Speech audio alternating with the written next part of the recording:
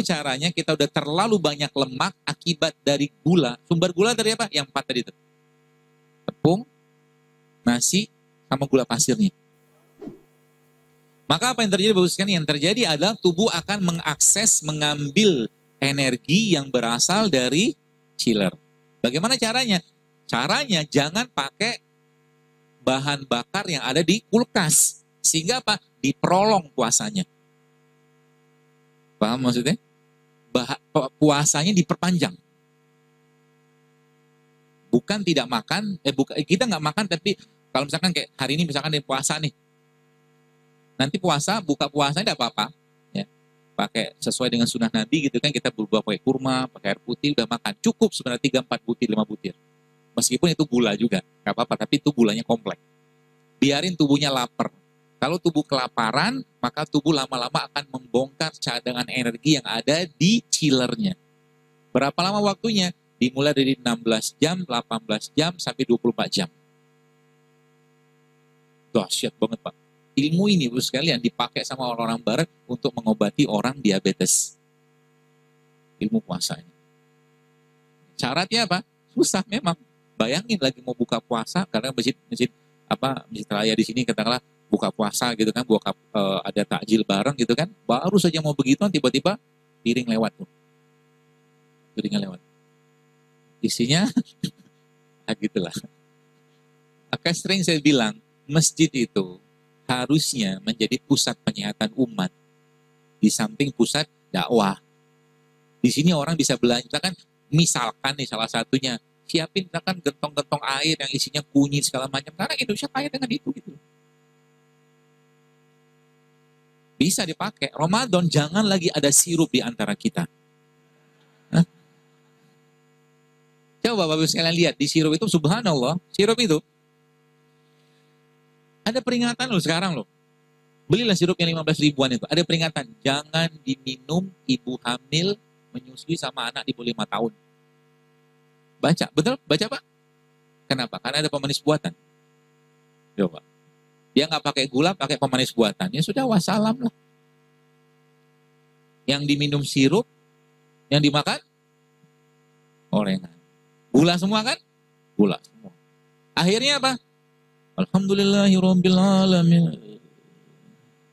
Baru baca 1 ayat, Al-Fatihah sudah tidur.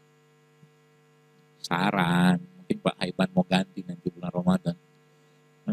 Ganti menu buka puasa. Nggak ada sirup, jadi nggak ada nasi. Ibu-ibu juga kasih tahu nanti, kalau mau kasih takjil, ada syarat mau kasih takjil di sini. Kan bisa dibina, kan ini kan kebiasaan aja sebenarnya kan. Bisa, karena kemarin waktu saya bikin tablik akbar di Batam itu, subhanallah, itu akhirnya dibikin sama panitia itu bazar sehat. Dikenalkan dengan produk-produk sehat. Dan ternyata luar biasa banyak juga, Masya Allah. Dan itu UKM-UKM rumahan semua. Jadi akhirnya jadi pasar masjid gitu aja, maksudnya pasar umat saat itu. Saya katakan tuh beli tuh tepung-tepung non gluten, tepung-tepung sehat, gula-gula sehat, banyak sekali. Bahkan ada, saya baru tahu juga ada kecap dari kelapa. Nggak dari kedelai. Bahkan tempe itu kalau Bapak Ibu mau sedikit modifikasi ya, itu tempe itu kita bisa buat bukan hanya dari kacang kedelai, dari biji manggis juga bisa dibikin tempe. Yang kita butuhkan fermentasinya sebenarnya. Gitu. Oke ya. Nah itu tadi 4 yang beberapa kali di stop, kurangi. Itu sebabnya coba Anda tanya ke orang-orang yang hamil-hamil, coba lihat, mereka semua sudah mulai meninggalkan yang nggak sehat. Kalau bahasa mereka tuh udah nggak nyampah-nyampah lagi lah badannya gitu, makannya nggak sehat. Simple. Kalau itu udah terjadi, maka tubuh mulai ngeriset. Kayak laptop hang, dipencet tombol on-nya, mati deh. Pencet lagi, nyala lagi. Begitu. Karena tubuh itu bisa melakukan proses detoksifikasi itu kalau apa? Kalau dia dikasih bahan baku dan bahan bakar yang tepat. Bahan baku pertama apa? Asam amino. Bahan baku pertama, asam amino. Dari mana kita bisa dapatkan asam amino itu? Manusia Allah ciptakan dari apa? Tanah. Dalam surah Al-Mu'minun Allah bilang walaupun khalaqnal insana min sulalatin min tin, katakan kami ciptakan manusia dari tanah. Maka kita butuh semua unsurnya tanah. Kita nggak bisa makan tanah. Maka kita mengambil sarinya tanah. Kita mengambil intinya tanah. Siapa yang bertugas mengambil saripati intinya tanah? Ada satu makhluk namanya lebah. Lebah itu mengambil madu kan? Madu itu diambil dari mana? Dari Puncuknya bunga tadi, dari bunga atau segala macam, diambil dari akar kan sebenarnya kan. Jadi madu itu saripatinya tanah. Bahasa lainnya, madu itu adalah ya komponen asam amino terbaiknya manusia itu ada pada madu. Maka makan madu itu tiap hari. Gitu. Yang pertama asam. Yang kedua apa? Indonesia, negeri tropis. Allah menciptakan di sini satu air yang sangat steril, yang isinya isotonik air tadi, ya. Isotonik itu maksudnya sama tonisitasnya dengan cairan tubuh kita. Ya, dan dia sangat steril. Air itu namanya apa? Air kelapa. Air kelapa itu isinya asam amino juga. Subhanallah kan. Jadi kalau kita udah ngerti Indonesia ini berlimpahnya luar biasa, subhanallah. Saya katakan, kadang-kadang kalau kita yang Bapak Ibu sempat Allah kasih rezeki luar negeri, bingung. Saya tuh pernah ke Jepang. Di Jepang tuh punya duit tapi nggak bisa makan. Ini babi, itu babi, semua babi. Ya, bahkan nasi pun mereka pakai mirin. Mirin tuh kayak araknya, supaya nasinya pulen. Dikasih mirin coba. Gitu. Akhirnya terpaksa lah waktu kapan hari ke Jepang beberapa tahun lagi itu kan saya bawa mie. Pergi ke restorannya, nggak berani juga pakai piringnya, karena piringnya campur sama babi-babian. Akhirnya saya makan mie tadi pakai gelas cangkir. Bagian dari kita menjaga. Ya, seperti itu. Asam amino.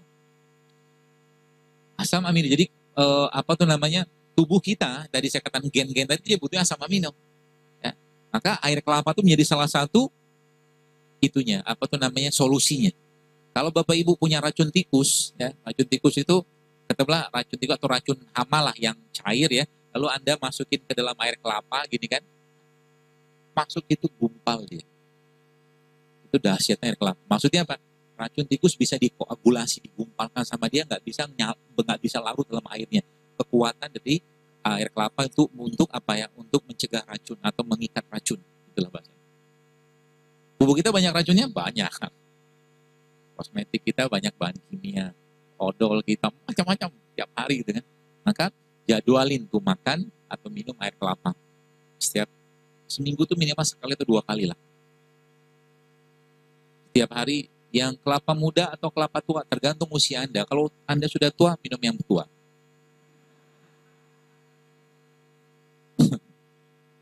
Beda, ini bukan bercanda, beneran. Karena kelapa tua sama kelapa muda beda kandungan nutriennya. Beda. Jadi kalau orang-orang dengan maaf 50 tahun ke atas gitu kan, dia nggak butuh air kelapa yang detox, dia butuh nutrien-nutrien atau makronutriennya aja, kata guru saya gitu. Karena dia peneliti juga. Nah, termasuk orang-orang tua kayak begitu, air kelapanya diminum, santannya diminum. Santan itu sehat, asal jangan dipanaskan. Sehat. Maka ada namanya satu resep di daerah di pengobatan Ayurveda itu namanya golden turmeric latte. Golden turmeric latte. Santan, kasih jahe, kasih kunyit, kasih kurma. Enak banget. Serius. Dan lemak dia ada lemak yang sangat baik untuk jantung. Jadi nanti kalau ibu-ibu Anda misalkan meres santan, nah santannya tadi diperosnya pakai airnya, jangan pakai air biasa. Paham ya? Jadi meres santan itu pakai airnya. Terus santannya diapain? Jangan digodok, rusak dia. Panasan pada santan kan rusak. Maka Indonesia itu kan punya satu makanan yang santan dipanasin berulang-ulang tuh. Ada daging dikasih santan, panasin. Namanya apa? Bukan, Pak Iban. Namanya rendang kan? Tidak apa-apa makan rendang, silakan. Ya. Rendang itu diakuin sama CNN apa kalau nggak salah sebagai makanan paling enak di dunia juga, Masya Allah. Emang enak sih. Kenapa enak? Karena santan dipanasin berulang-ulang. Semua dipanasin berulang-ulang pasti enak. Coba Anda bikin sambal pakai minyak jelantah. Enak kan? Padahal kalau saya punya sambal sendiri, bawang putih, kasih cabai rawit, kasih kurma, kasih garam. Waduh, Masya Allah. Enak minta ampun. Sambal kurma bahasanya. Karena saya nggak pakai gula kan, kita pemanis kita tuh kurma. Nanti cobain ya. Jadi sambal, bawang putih, cabai rawit, kasih kurma, kasih garam sedikit, mau tambah tomat sedikit tidak apa-apa. Ya diulek lah, masa dilihatin doang. Diulek lah, namanya juga sambal. Makannya, nih saya ajarin yang masih suka makan, nasi putih, tidak apa-apa makan aja. Ya. Tapi syaratnya harus dikasih rempah. Ini cara bikinnya begini, catat. Bapak-bapak nyatet nggak buat apa, masak juga enggak. Nono catat. Paling ente terima jadi doang. Hah? Ambil bawang merah, tapi tidak apa-apa, catat aja. Bawang merah cacah gitu, bawang putih sama serai. Oke? Bawang merah, bawang putih sama serai.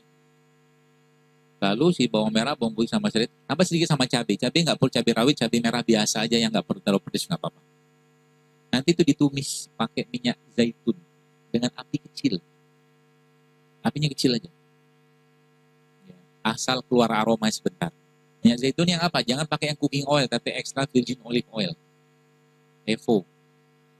Atau kalau enggak, biasakan di rumah, kalau tetap pengen makan yang digoreng, pakai minyak kelapa. Minyak kelapa itu home industry sebenarnya. Bisa dibikin rumahan. Kalau minyak kelapa sawit, kapitalisasi. Kan gitu kan? Gitu. Jadi gorengnya pakai, atau tadi numisnya pakai minyak coconut oil cooking coconut oil apa namanya gitu. Ada tuh. Ya, tumis. Gak usah panas-panas. Sampai keluar aroma sebentar, angkat, campurkan sama nasinya.